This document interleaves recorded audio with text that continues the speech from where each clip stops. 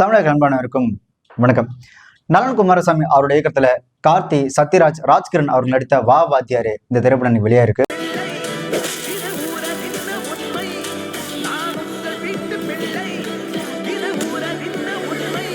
இந்த திரைப்படத்தோட கதை என்னன்னு பாத்தீங்கன்னா, எம்ஜிஆரின் தீவிர ரசிகரான, சொல்லப்போனா தீவிர பக்தரான ராஜ்கிரண் அவர்கள் எம்ஜிஆர் அவர்கள் இறந்த அன்னைக்கே அதே நாள் அதே டைம்ல தனக்கு பேரன் பிறக்கிறாரு. சோ எம்ஜிஆர் இறந்த அன்னைக்கு இவர் பிறந்தனால இவர் தான் எம்ஜிஆர் மறு உருவமா, இவர் தான் எம்ஜிஆராவே கருதி அவர் எம்ஜிஆராவே குணத்திலையும் சரி வீரத்திலையும் சரி நல்லது கிட்ட சொல்லி கொடுத்து ரொம்ப நேர்மையா நல்லவனா இருக்கணும் அப்படின்னு எம்ஜிஆராவே தன்னோட பேரனை ராமு அப்படின்னு பேர் வச்சு வளர்த்துட்டு இருக்கிறாரு ராஜ்கிரண் அவர்கள். ஒரு கட்டத்துல தாத்தாவோட அதீத நேர்மையால அவரோட பேரன் ராமுக்கு வந்துட்டு ஒரு பெரிய இழப்பு ஏற்பட, இதுக்கப்புறம் இந்த எம்ஜிஆர் ஃபார்முலாம் செட் ஆகாது, நமக்கு நம்பியார் ஃபார்முலா தான் கரெக்ட் அப்படின்னு தாத்தாவுக்காக எம்ஜிஆரா வாழ்ந்துகிட்டு வெளியில நம்பியாரா வாழ்ந்துட்டு இருக்கிறாரு கார்த்திக் அவர்கள். எம்ஜிஆர் மாதிரியே நேர்மையா இருந்து மக்களுக்கு நல்லது பண்ணணும்னு போலீஸ் ஆக்கி விட்டுறாரு ராஜ்கிரண் அவர்கள். ஆனா அதே போலீஸா இருந்துகிட்டு தப்பு பண்ணி சஸ்பெண்ட் ஆயிடுறாரு. இந்த விஷயம் தாத்தா ராஜ்கிரண் அவருக்கு தெரிய வர தன்னோட பேரை வந்துட்டு எம்ஜிஆர் வழியில போல, எம்ஜிஆர் மாதிரி நல்லவனா வளரலையே அப்படின்ற துக்கத்திலே அவர் இறந்து போயிடுறாரு. அதே சமயம் இந்த அரசாங்கம் கார்பரேட் கூட சேர்ந்துக்கிட்டு தன்னோட நாட்டு மக்களுக்கு எதிராகவே ஒரு சில அநீதி செயல்களில் ஈடுபடுறாங்க.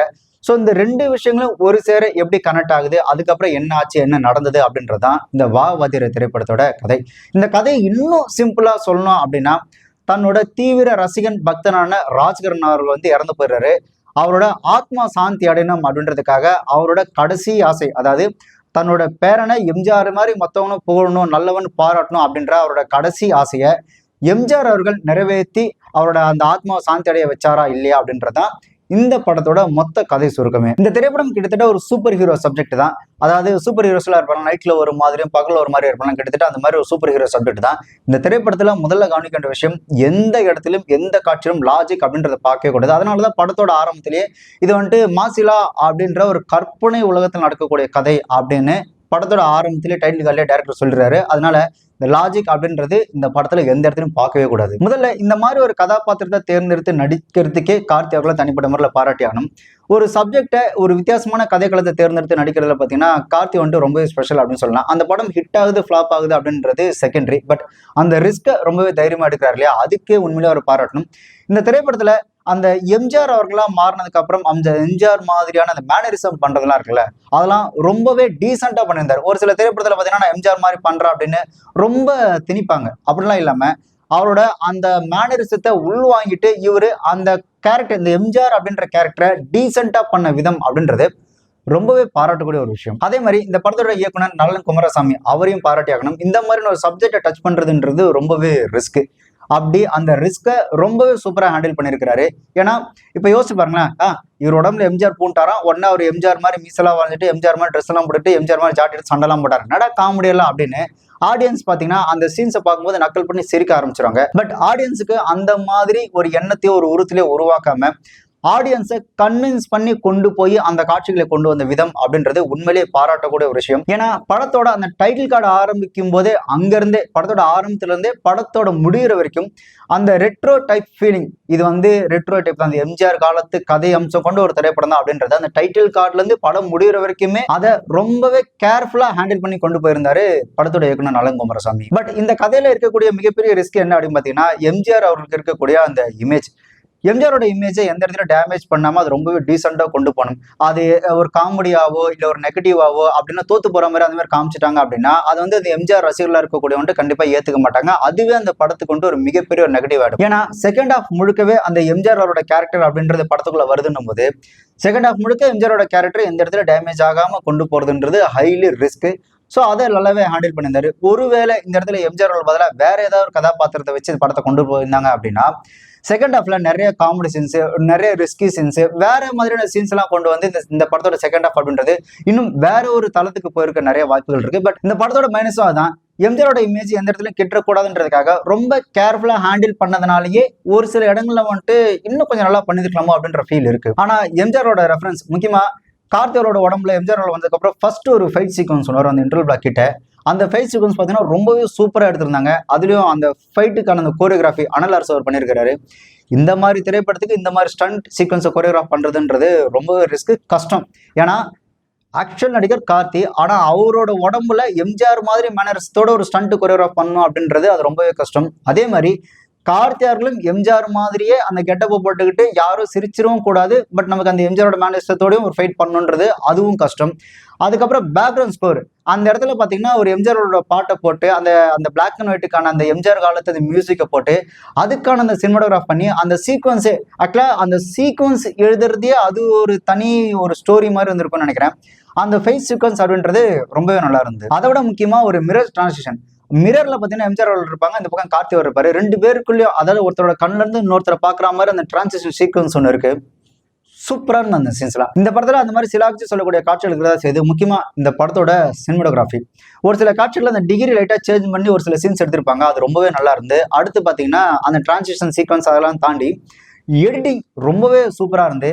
இந்த திரைப்படத்துல நிறைய இடத்துல எடிட்டிங் ரொம்பவே நல்லா பண்ணியிருந்தாங்க. அடுத்து ஆர்ட் டிபார்ட்மெண்டோட ஒர்க், இந்த ஆர்ட் ஒர்க், அந்த காஸ்டியூம் மெனக்கெடல் எல்லாமே பாத்தீங்கன்னா ரொம்பவே நல்லா இருந்து. அதுல ஒரு லவ் சாங் ஒன்று இருக்கு, அந்த சாங்கோட அந்த ஆர்ட் ஒர்க்கு, அந்த கோரியோகிராஃபி, அந்த எடிட்டிங், அந்த மியூசிக், அந்த காஸ்டியூம் எல்லாமே பார்த்தீங்கன்னா ரொம்பவே சூப்பராக பண்ணியிருந்தாங்க. அதே மாதிரி இந்த திரைப்படத்துக்கான பேக்ரவுண்ட் ஸ்கோர் அதுவுமே நல்லா இருந்து. முக்கியமா எம்ஜிஆரோட சாங்ஸை அந்த ஒரு சில சரியான இடத்துல பிளேஸ் பண்ணியிருந்தாங்க, அதெல்லாம் ரொம்ப சூப்பராக இருந்து. முக்கியமா இந்த கரைமேல் பிறக்க வைத்தான் அந்த பாட்டு அந்த பிளேஸ் பண்ண விதம் இருக்குல்ல, அது ரொம்பவே நல்லா இருந்து. என்ன இந்த அன்பவா திரைப்படத்துல இருந்த ராஜாவின் பார்வை ராணியின் பக்கம் அந்த பாட்டு இருக்குல்ல, அதை மட்டும் அந்த ரீமேக் பண்ற அப்படின்ற பேர்ல கெடுத்து விட்டாங்க. அந்த பாட்டு வச்ச பிளேஸ்மெண்ட் பாத்தீங்கன்னா ரொம்ப ஒஸ்டா இருந்தது. ஏதாவது ஒரு ஒரு பாட்டு கம்பல்சரி வைக்கணும் அப்படின்னு திரிச்ச மாதிரி அந்த பாட்டு இருந்து, அதை கொஞ்சம் அவாய்ட் பண்ணிருக்கலாம். இந்த படம் டெக்னிக்கலா ரொம்பவே நல்லா இருந்து, பட் ஸ்கிரீன் பிளேல மட்டும் இன்னும் கொஞ்சம் கவனம் செலுத்திருக்கலாம். ஆக்சுவலா இந்த படம் பார்க்கும்போது எப்படி இருக்கு அப்படின்னா, முதல்ல ஒரு கற்பனையா திடீர்னு இந்த ஊருக்கு எம்ஜிஆர் வராரா, அந்த எம்ஜிஆர் வந்து இந்த ஊர்ல வந்துட்டு திடீர்னு மக்களை திருத்தினா எப்படி இருக்கும் அப்படின்ற ஒரு கதையா சொல்லல. சோ அதை வந்துட்டு சீன்ஸா எழுதினா எப்படி இருக்கும், திடீர்னு ஒருத்தரோட உடம்புக்குள்ள எம்ஜிஆர் வந்து எம்ஜிஆர் மாதிரியே சண்டை போட்டா எப்படி இருக்குன்னு மெனக்கெட்டு சீன்ஸா ஒரு 4 சீன் எழுதி அந்த 4 சீனுக்கு ஏத்த மாதிரி ஒரு ஸ்கிரீன் பிளே அமைச்சா எப்படி இருக்குமோ அந்த மாதிரி தான் இந்த திரைப்பட ஸ்கிரீன் பிளே இருக்கு. சோ திரைப்படத்தோட ஸ்கிரீன் பிளே ஓட்டுறதுக்கு அந்த சீன்ஸ் வரல, சீன்ஸுக்கு ஏற்ற மாதிரி இந்த படத்துக்கு ஸ்கிரீன் பிளே எழுதின மாதிரி தான் இருக்கு. மேபி இந்த படத்தோட ஸ்கிரீன் பிளேவை இன்னும் கொஞ்சம் நல்லா பண்ணியிருந்தா, செகண்ட் ஹாஃப்ல இன்னுமே நல்லா பண்ணியிருந்தாங்கன்னா இந்த படம் இன்னும் வேற ஒரு லெவலுக்கு கண்டிப்பா போயிருக்க நிறைய வாய்ப்பு இருக்கு. ஏன்னா வில்லனா சத்யராஜன் நடிச்சிருக்காங்க, ஆரம்பத்துல காட்டும்போது ரொம்ப பயங்கரமா காமிச்சு செகண்ட் ஹாஃப்ல பாத்தீங்கன்னா அந்த வில்லனுக்கு வந்து பெருசா வேல்யூ இல்லாத மாதிரி ரொம்ப நார்மலா காமிச்சிடறாங்க. இன்னொன்னு முக்கியமா கிளைமேக்ஸ், இந்த மாதிரியான ஒரு மேஜிக்கல் ஃபிலிமுக்கு கிளைமேக்ஸ் அப்படின்றது ரொம்ப ரொம்ப முக்கியம். அந்த கிளைமேக்ஸும் ஒரு மேஜிக்கலா முடிஞ்சாதான் மக்களோட மனசுல அந்த படம் வந்து ஸ்ட்ராங்கா நிற்கும். என்னதான் படம் ஆரம்பிக்கும் போது ஓப்பனிங் சீன் நல்லா இருந்தாலும் இன்டர்வல் பிளாக் நல்லா இருந்தாலும் கிளைமேக்ஸ் எப்படி இருக்குன்றது பொறுத்துதான் மக்களோட மனசுல அந்த படம் நிக்குமா நிக்காதான்றது கிளைமேக்ஸை பேஸ் பண்ணி தான் இருக்கு. ஸோ அந்த கிளைமேக்ஸ் பார்த்தீங்கன்னா இதுல ரொம்ப சாதாரணமா இருக்கு. ஆஹா ஓஹோ என்னமோ பண்ண போறாங்களோ அப்படின்னு நினைச்சு பார்த்தா ரொம்ப சாதாரணமா கிளைமேக்ஸ் முடிஞ்ச மாதிரி இருந்து. ஸோ அதை இன்னமும் நல்லா எடுத்துருக்கலாம். ஏன்னா படத்துல அங்கங்க கொஞ்சம் அந்நியனோட அந்த ஃபீல் வருது. ஸோ அதெல்லாம் மாத்தி வேறு ஒரு சில சீன்ஸ் எடுத்து திரைக்கதையில அமைச்சிருந்தாருன்னா இன்னுமே நல்லா இருந்திருக்கும். என்னதான் இது எம்ஜிஆர் பார்த்தீங்கன்னா ஒரு மேஜிக்கல் சூப்பர் ஹீரோ சப்ஜெக்ட் ஸ்டோரியா இருந்தாலும் பேரலா கொண்டு போன இன்னொரு ஒரு கதை ஒன்று இருக்குல்ல, இந்த அரசாங்கம் கார்பரேட் கூட சேர்ந்துக்கிட்டு தன்னோட மக்களுக்கு தன்னோட சொந்த மக்களுக்கு துரோகம் விளைக்கிற அந்த ஒரு சீக்வன்ஸ் ஒன்று இருக்குல்ல, அதை வந்துட்டு கொஞ்சம் மேம்போக்கா ஹேண்டில் பண்ண மாதிரி இருந்தது. அதை இன்னமும் ஆழமும் சொல்லியிருந்தாங்கன்னா மக்கள்கிட்ட பெரிய வரவேற்பு கிடைச்சிருக்கும். ஏன்னா அவங்க சொல்ல வந்த விஷயம் எதுன்னு பார்த்தீங்கன்னா, இந்த ஸ்டெர்லைட்ல துப்பாக்கி சூடு நடந்தது இல்லையா, அதை பேஸ் பண்ணி தான் அந்த ஒரு பேரல் ஸ்டோரியை கொண்டு போயிருந்தாங்க. அது எம்ஜிஆர் அப்படின்ற அந்த சூப்பர் ஹீரோ மேஜிக்கல் சப்ஜெக்ட் குள்ள இந்த ஸ்டோரி, இந்த ஸ்டெர்லைட் அந்த துப்பாக்கி சூடு அதுக்கு பேஸ் பண்ண அந்த பேரல் ஸ்டோரி இருக்கு இல்லையா, அது வந்து கொஞ்சம் அமுங்கி போன ஒரு ஃபீல் இருக்கு. மேபி அதை இன்னும் ஸ்ட்ராங்கா ரைட் பண்ணியிருந்திருக்கலாம், அப்படின்லாம் அந்த காட்சியில காமிக்காமலே விட்டு இருந்திருக்கலாம். இந்த திரைப்படத்துல குறைகள் அப்படின்றது இருக்கதான் செய்யுது. ஆனா அதெல்லாம் தவிர்த்து பார்த்தோம் அப்படின்னா இந்த திரைப்படம் ஒரு சூப்பர் ஹீரோ சப்ஜெக்ட், ஒரு எம்ஜிஆருக்கான ஒரு மேஜிக்கல், முக்கியமா எம்ஜிஆருக்கு மரியாதை செலுத்தக்கூடிய ஒரு மிகச்சிறந்த படம் அப்படின்னு சொல்லலாம். ஒரு பெஸ்ட் எம்ஜிஆருக்கான ஒரு ட்ரிபியூட் ஃபிலிம் அப்படின்னு சொல்றதுக்கு இந்த படம் ஒரு மிகச்சிறந்த ஒரு உதாரணமா இருக்கும். ஸோ அந்த அளவுக்கு இந்த திரைப்படத்தை முக்கியமா இந்த சீன்ஸை ரொம்பவே சூப்பரா டெக்னிக்கலா ரொம்பவே நல்லா பண்ணியிருந்தாங்க இந்த படக்குழு. மேபிஃபையோட Pongal combo offer, health monitor, WhatsApp, Instagram notification with calling ஆப்ஷனோட எக்கச்சக்க ஆப்ஸ் இருக்க இந்த smart watch, power bank connection with password ப்ரொடக்ஷனோட ஸ்பேஷியஸா இருக்க இந்த ஸ்டைலிஷ் லிங்க் பேக், காலிங் ஆப்ஷனோட குவாலிட்டி அண்ட் ஃபிளெக்சிபிளா இருக்க இந்த வயர்லெஸ் பூம் ஹெட்செட். இந்த ப்ராடக்ட்ஸ்லாம் மற்ற வெப்சைட்ல மொத்தமா வாங்கலாம்னு பாத்தீங்கன்னா 2000 கபோ ஆகும். ஆனா இது எல்லாத்தையும் ஜஸ்ட் 999க்கு நம்ம மேபிஃபைல பொங்கல் ஆஃபர் தரும். இந்த காம்போ நீங்களும் வாங்கணும்னு ஆசைப்பட்டீங்கன்னா டிஸ்கிரிப்ஷன்ல லிங்கை கிளிக் பண்ணி பை பண்ணிக்கோங்க.